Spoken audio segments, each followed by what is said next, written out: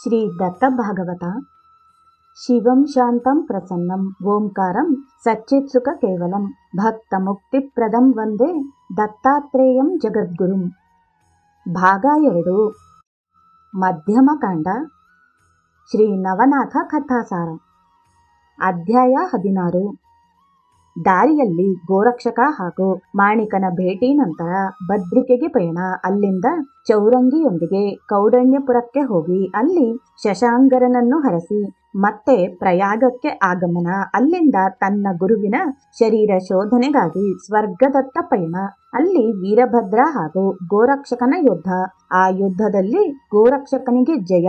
ಅತ್ತ ಮಾಣಿಕನಾಥನಿಗೆ ನಾಥ ದೀಕ್ಷೆ ನೀಡಿದ್ದು, ತ್ರಿವಿಕ್ರಮನ ಮಗನಾದ ಧರ್ಮನಾಥನಿಗೆ ತಪಸ್ಸಿಗೆ ಕೂಡಿಸಿದ್ದು, ನಂತರ ಅವನಿಗೆ ದೀಕ್ಷೆಯಿತ್ತು ನಾಥಪಂಥಿಯನ್ನಾಗಿ ಮಾಡಿದ್ದು.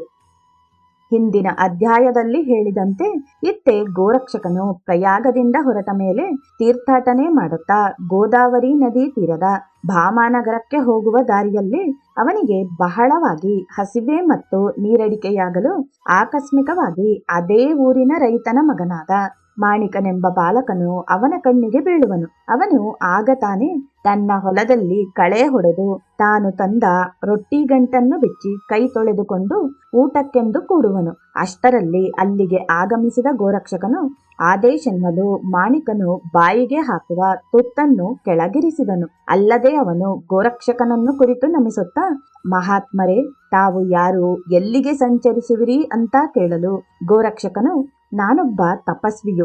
ಹಸಿವೆ ಮತ್ತು ನೀರಡಿಕೆಯಿಂದ ಹೊಟ್ಟೆ ಉರಿಯುತ್ತಲಿದೆ.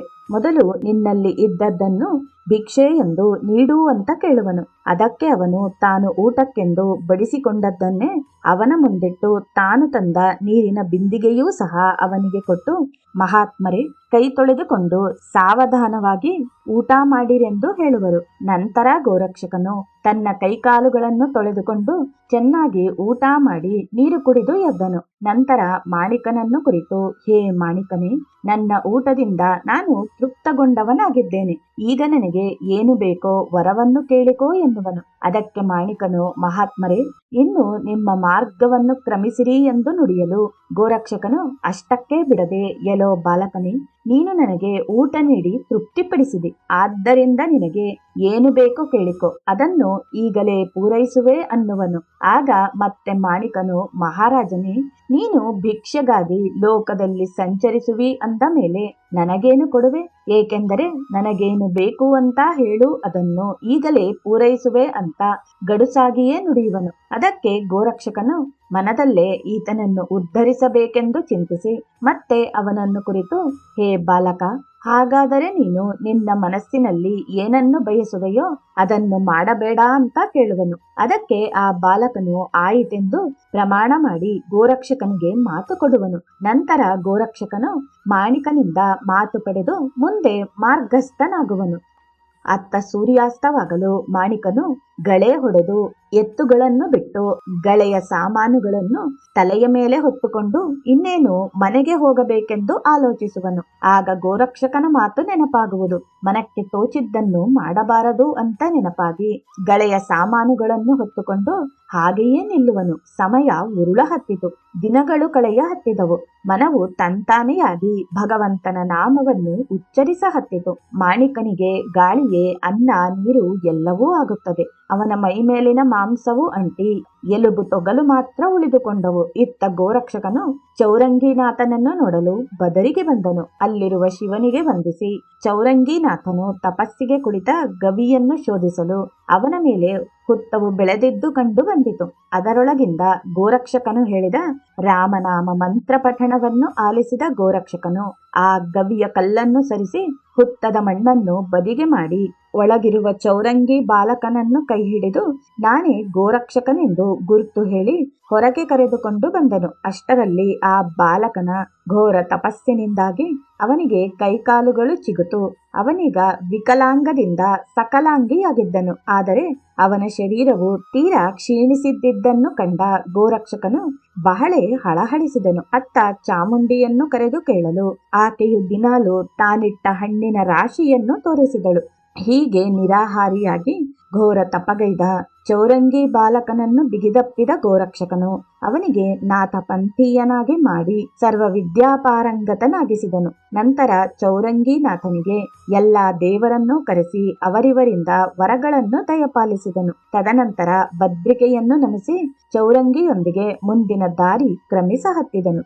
ಲಘುಬಗೆಯಿಂದ ಹೊರಟ ಅವರು ವಿದರ್ಭ ದೇಶಕ್ಕೆ ಬಂದು ಅಲ್ಲಿರುವ ಅವನ ತಂದೆಯ ರಾಜಧಾನಿ ಕೌಂಡಿನ್ಯಪುರವನ್ನು ತೋರಿಸಿದನು. ಅಲ್ಲದೆ ಗೋರಕ್ಷಕನು ಚೌರಂಗಿಗೆ ಅವನ ವೃತ್ತಾಂತವನ್ನು ಹೇಳಿ ಅಲ್ಲಿ ತನ್ನ ಪರಾಕ್ರಮವನ್ನು ತೋರಿಸಲು ಆದೇಶಿಸುವನು. ಚೌರಂಗಿಯು ತಡ ಮಾಡದೆ ತನ್ನ ಜೋಳಿಗೆಯಿಂದ ಭಸ್ಮವನ್ನು ಹೊರತೆಗೆದು ವಸ್ತ್ರಾಸ್ತ್ರ ಮಂತ್ರದಿಂದ ಅಭಿಮಂತ್ರಿಸಿ ಅದನ್ನು ರಾಜನ ತೋಟದತ್ತ ಎಸೆಯಲು ಅಲ್ಲಿರುವ 1600 ಜನ ಆಕಾಶಕ್ಕೆ ಹಾರುವರು. ನಂತರ ಮತ್ತೆ ಅವರನ್ನು ಭೂಮಿಗಿಳಿಸಲು ಅವು ಎದ್ದು ಬಿದ್ದು ಬೊಬ್ಬೆ ಹಾಕುತ್ತಾ ಇಡುವರು. ಇತ್ತ ಗುಪ್ತಚರರಿಂದ ಈ ಸುದ್ದಿಯನ್ನರಿತ ರಾಜನು ಮಚ್ಚೇಂದ್ರ ಮತ್ತು ಗೋರಕ್ಷಕನು ಬಂದಿರಬಹುದೆಂದು ಅವರ ದರ್ಶನಾರ್ಥವಾಗಿ ಸೈನ್ಯ ಸಮೇತ ಅವರಿರುವಲ್ಲಿಗೆ ನಡೆದನು. ಆಗ ಚೌರಂಗಿನಾಥನು ಮತ್ತೆ ಅದೇ ಅಸ್ತ್ರವನ್ನು ಪ್ರಯೋಗಿಸಲು ರಾಜ ಸಹಿತನಾಗಿ ಸೈನ್ಯವು ಆಕಾಶಕ್ಕೆ ಹಾರುವುದು. ಆಗ ರಾಜನು, ನಾಥ, ಶರಣಾಗಿ ಬಂದಿದ್ದೇನೆ, ಕಾಪಾಡೆನಲು ಗುರುವಿನ ಆಜ್ಞೆಯ ಮೇರೆಗೆ ಚೌರಂಗಿಯು ಅವರನ್ನು ಮತ್ತೆ ಕೆಳಗಿಳಿಸುವನು. ಶಶಾಂಕರನು ಶರಣಾಗಿ ಬರಲು ಗೋರಕ್ಷಕನು ಚೌರಂಗಿಯನ್ನು ಕರೆದು ನಿನ್ನ ತಂದೆಗೆ ನಮಿಸೆನ್ನಲು ಅವನು ಹಾಗೆ ಮಾಡುವನು. ಗೋರಕ್ಷಕನು ಶಶಾಂಕರನನ್ನು ಕುರಿತು ಅವನ ಹೆಂಡತಿ ತಂದಿಟ್ಟ ದುರಂತದ ಕಥೆಯನ್ನೆಲ್ಲವನ್ನು ಸಾಂಗವಾಗಿ ಹೇಳಿದನು. ಆಗ ಶಶಾಂಕರನು ಹೆಂಡತಿಯ ಮೇಲೆ ಕೋಪೋದ್ರಿಕ್ತನಾಗಲು ಗೋರಕ್ಷಕನು ಅವನಿಗೆ ಸಮಾಧಾನ ಮಾಡಿ ಎಲ್ಲರೂ ಅರಮನೆಯತ್ತ ಬರುವರು.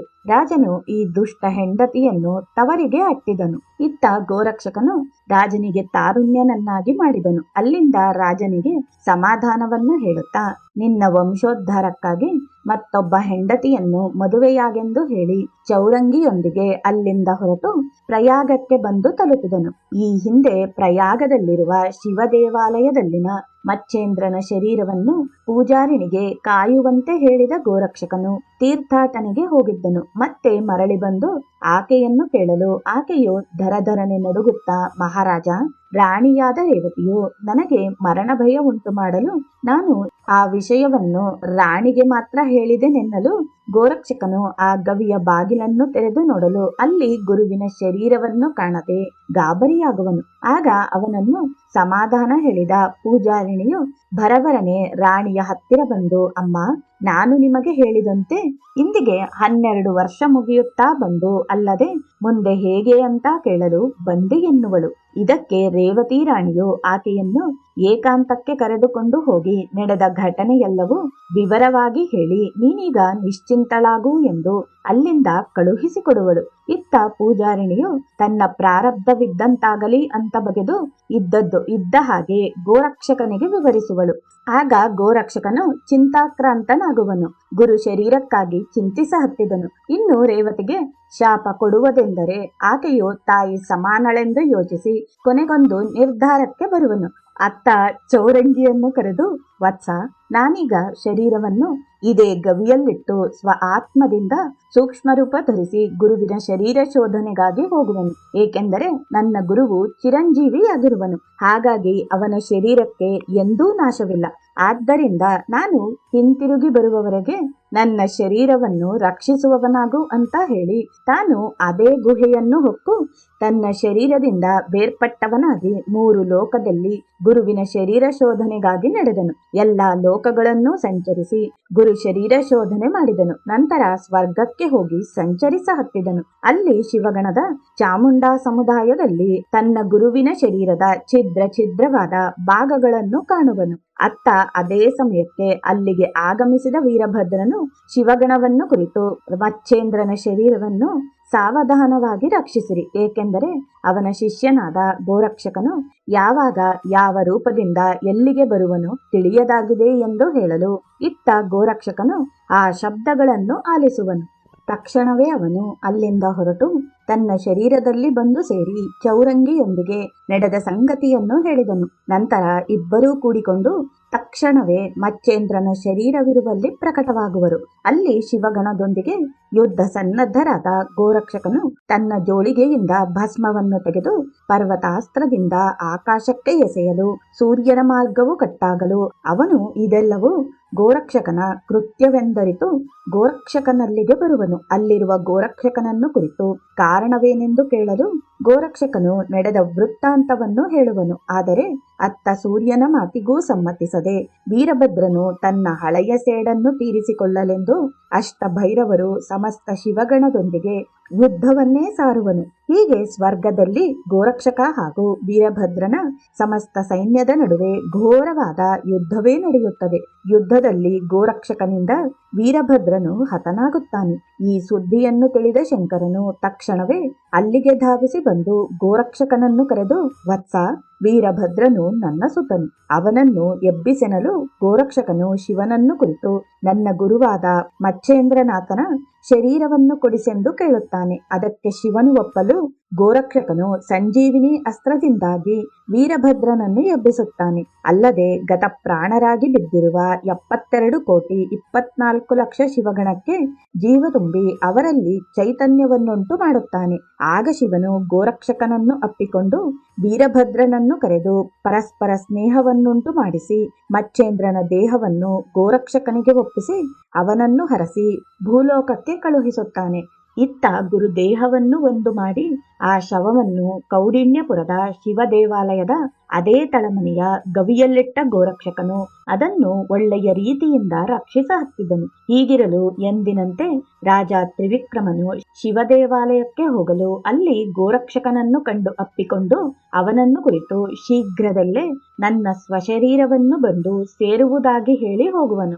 ಹಾಗೆಯೇ ರಾಜವಾಡೆಗೆ ಬಂದ ತ್ರಿವಿಕ್ರಮರಾಜನು ತನ್ನ ರಾಜ್ಯವನ್ನು ತನ್ನ ಮಗನಾದ ಧರ್ಮನಾಥನಿಗೆ ಒಪ್ಪಿಸಿದನು. ಮುಂದೆ ಕೆಲವೇ ದಿನಗಳಲ್ಲಿ ತಾನು ತನ್ನ ಸ್ವಶರೀರದಲ್ಲಿ ಬಂದು ಸೇರಲು ಅತ್ತ ರಾಜ ತ್ರಿವಿಕ್ರಮನ ಶರೀರವು ಬಿದ್ದು ಹೋಗುವುದು.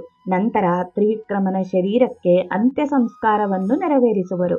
ಆದರೆ ತಂದೆಯ ಸಾವಿನಿಂದಾಗಿ ಮಗನಾದ ಧರ್ಮನಾಥನು ಬಹಳ ದುಃಖಿತನಾಗಿ ಅನ್ನ ನೀರನ್ನು ಬಿಟ್ಟು ಪ್ರಾಣವನ್ನು ನೀಗಲು ಸಿದ್ಧನಾದನು. ಹೀಗಿರಲು ರೇವತಿಯು ಮಗನನ್ನು ಏಕಾಂತಕ್ಕೆ ಕರೆದೊಯ್ದು ಅವನ ಜನ್ಮ ವೃತ್ತಾಂತವೆಲ್ಲವನ್ನೂ ಇದ್ದದ್ದು ಇದ್ದ ಹಾಗೆ ಹೇಳಲು ಆಗ ಧರ್ಮನಾಥನು ಶಾಂತನಾಗುವನು. ಕೂಡಲೇ ತಾನೇ ಶಿವ ದೇವಾಲಯಕ್ಕೆ ಬಂದು ಮಚ್ಚೇಂದ್ರನ ಪಾದಗಳಿಗೆ ಮನಮುಟ್ಟಿ ನಮಸ್ಕರಿಸಿ ಗೋರಕ್ಷ ಚೌರಂಗಿ ಸಮೇತವಾಗಿ ಅವರನ್ನು ಅರಮನೆಗೆ ಕರೆದುಕೊಂಡು ಬಂದು ಅವರ ಸೇವೆಯಲ್ಲಿ ತಲ್ಲೀನನಾದನು. ಮುಂದೆ ಮಚ್ಚೇಂದ್ರನಾಥನು ಗೋರಕ್ಷಕನಾಥ ಹಾಗೂ ಚೌರಂಗಿನಾಥನೂ ಕೂಡಿ ಮೂವರು ತೀರ್ಥಾಟನೆಗೆ ಹೊರಡಲು ಸಿದ್ಧರಾದದ್ದನ್ನು ತಿಳಿದ ಧರ್ಮನಾಥನು ನಾನು ತೀರ್ಥಾಟನೆಗೆ ಬರುವನೆಂದು ಹೇಳಿ ದುಃಖಿಸ ಹತ್ತಿದನು. ಅವನ ದುಃಖವನ್ನು ಕಂಡ ಮಚ್ಚೇಂದ್ರನಾಥನು, ವತ್ಸ, 12 ವರ್ಷದ ನಂತರ ಮತ್ತೆ ಮರಳಿ ಬಂದಿರುವೆ ಅಲ್ಲದೆ ಆಗ ನಿನಗೆ ಗೋರಕ್ಷಕನಿಂದ ದೀಕ್ಷೆ ಕೊಡಿಸಿ ನಂತರ ನಮ್ಮೊಂದಿಗೆ ಕರೆದೊಯ್ಯುವೆವು ಹಾಗೂ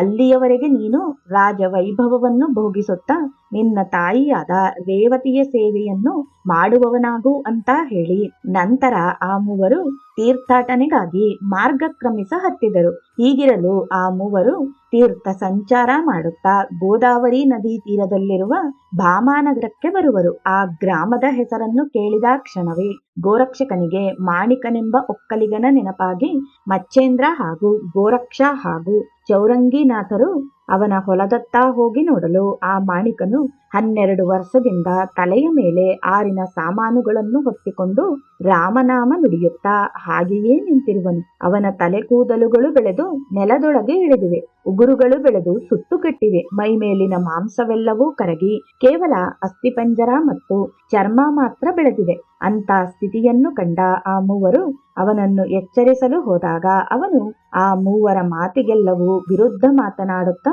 ನಿಮ್ಮ ಹಾದಿಗೆ ನೀವು ತೆರಳಿ ಅಂತ ಹೇಳುವನು. ಆಗ ಗೋರಕ್ಷಕನು ಅವರೀರ್ವರನ್ನು ಪಕ್ಕದ ಗಿಡದ ನೆರಳಿಗೆ ಕೂಡಲು ಹೇಳಿ ತಾನೊಬ್ಬನೇ ಮಾಣಿಕನ ಹತ್ತಿರ ಹೋಗಿ, ಹೇ ಮಹಾತ್ಮನೇ, ಮಹಾನುಭಾವರಾದ ನಿಮ್ಮನ್ನು ನಾನು ಗುರು ಮಾಡಿಕೊಳ್ಳಲು ಬಂದಿದ್ದೇನೆ, ದಯವಿಟ್ಟು ಕೃಪೆ ನೀಡಿರಿ ಎನ್ನಲು ಆಗ ಮಾಣಿಕನು ಗೋರಕ್ಷಕನನ್ನು ಕುರಿತು, ಎಲೋ ನೋಡಲು ಚೆನ್ನಾಗಿ ಬೆಳೆದಿದ್ದೀಯ. ನಿನಗೆ ಚಿಕ್ಕವನಾದ ನಾನು ಗುರುವಾಗಬೇಕೇ? ಬೇಕಾದರೆ ನೀನೇ ನನಗೆ ಗುರುವಾಗೆಂದು ತನ್ನ ಕಿವಿಯನ್ನು ಗೋರಕ್ಷಕನ ಬಾಯಿಯ ಹತ್ತಿರ ತರುವನು. ಸಮಯ ಸಾಧಿಸಿ ಗೋರಕ್ಷಕನು ಅವನ ಕಿವಿಯಲ್ಲಿ ಸುಜ್ಞಾನ ಮಂತ್ರವನ್ನು ಓದಿದನು.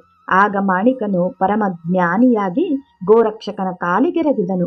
ಬಳಿಕ ಅವನನ್ನು ಮಚ್ಚೇಂದ್ರನಲ್ಲಿಗೆ ಕರೆದುಕೊಂಡು ಬಂದನು. ನಂತರ ಗೋರಕ್ಷಕನು ಅವನಿಗೆ ಆಡಾಭಂಗನೆಂದು ಕರೆದು ಎಲ್ಲ ವಿದ್ಯೆಗಳನ್ನೂ ಕಲಿಸಿದನು. ಇದಾದ ನಂತರ ಆ ನಾಲ್ವರು ತೀರ್ಥಾಟನೆಯನ್ನು ಮಾಡುತ್ತಾ 12 ವರ್ಷದ ನಂತರ ಮತ್ತೆ ಪ್ರಯಾಗಕ್ಕೆ ಬಂದು ತಲುಪುವರು. ಅತ್ತ ಅದೇ ಸಮಯಕ್ಕೆ ಧರ್ಮನಾಥನಿಗೆ ಪುಣ್ಯಕರನಾದ ಮಗನೊಬ್ಬನು ಜನಿಸುವನು. ಅವನಿಗೆ ತ್ರಿವಿಕ್ರಮ ಎಂಬ ಹೆಸರಿನಿಂದ ಕರೆಯಲ್ಪಡುವರು. ಅತ್ತ ಮಚ್ಚೇಂದ್ರ, ಗೋರಕ್ಷ, ಚೌರಂಗಿ ಹಾಗೂ ಆಡಭಂಗಿಯು ಬಂದದ್ದನ್ನು ಅರಿತ ಧರ್ಮನಾಥನು ಅವರನ್ನು ಅವರ ಎದುರು ಹೋಗಿ ತಾನೇ ಪಲ್ಲಕ್ಕಿಯಲ್ಲಿ ಕೂಡಿಸಿಕೊಂಡು ಅರಮನೆಗೆ ಬರುವನು. ನಂತರ ಮಚ್ಚೇಂದ್ರನು ತ್ರಿವಿಕ್ರಮನಿಗೆ ಪಟ್ಟ ಕಟ್ಟಿ ಗೋರಕ್ಷಕನಿಂದ ಅವನಿಗೆ ನಾಥ ದೀಕ್ಷೆಯನ್ನು ಕೊಡಿಸಿದನು. ಅಲ್ಲದೆ ಅವನಿಗೆ ಸರ್ವ ವಿದ್ಯೆಗಳನ್ನು ಪ್ರದಾನ ಮಾಡಿ ಅಲ್ಲಿಂದ ಹೊರಟ ಆ ಐವರು ತೀರ್ಥಾಟನೆಗಾಗಿ ನಡೆದರು. ಹೀಗೆಯೇ ಸಂಚರಿಸುತ್ತಾ ಬದರಿಕಾಶ್ರಮಕ್ಕೆ ಬಂದು ಅಲ್ಲಿಯ ಉಮಾಮಹೇಶ್ವರನಿಗೆ ನಮಿಸಿ ಧರ್ಮನಾಥನ ತಪಸ್ಸಿಗಾಗಿ ಕುಳ್ಳಿರಿಸಿ ಮತ್ತೆ 12 ವರ್ಷಗಳ ನಂತರ ಬರುವುದಾಗಿ ವಚನ ಕೊಟ್ಟು ಆ ನಾಲ್ವರು ತೀರ್ಥಾಟನೆಗಾಗಿ ಮಾರ್ಗ ಕ್ರಮಿಸ ಹತ್ತಿದರು. ಮುಂದೆ 12 ವರ್ಷದ ನಂತರ ಮತ್ತೆ ಬದರಿಕಾಶ್ರಮಕ್ಕೆ ಬಂದು ಧರ್ಮನಾಥನನ್ನು ತಪಸ್ಸಿನಿಂದ ಎಚ್ಚರಗೊಳ್ಳುವಂತೆ ಮಾಡಿ ಅಲ್ಲೊಂದು ಉತ್ಸವವನ್ನು ಮಾಡುವರು. ಈ ಕುರಿತು ಗೋರಕ್ಷಕನು ತನ್ನ ಕಿಮಯಾಗಿರಿ ಗ್ರಂಥದಲ್ಲಿ ಬರೆದಿರುವನೆಂದು ನವನಾಥ ಭಕ್ತಿಸಾರ ಗ್ರಂಥದಿಂದ ತಿಳಿದು ಬರುತ್ತದೆ. ತದನಂತರ ಆ ಐವರು ಮತ್ತೆ ತೀರ್ಥಾಟನೆಗಾಗಿ ಭೂತಲದಲ್ಲಿ ಸಂಚರಿಸ ಹತ್ತಿದರು ಎಂಬಲ್ಲಿಗೆ ಈ ಅಧ್ಯಾಯವು ಸಮಾಪ್ತಿಯಾಗುತ್ತದೆ. ಜೈ ಗುರುದೇವ ದತ್ತ.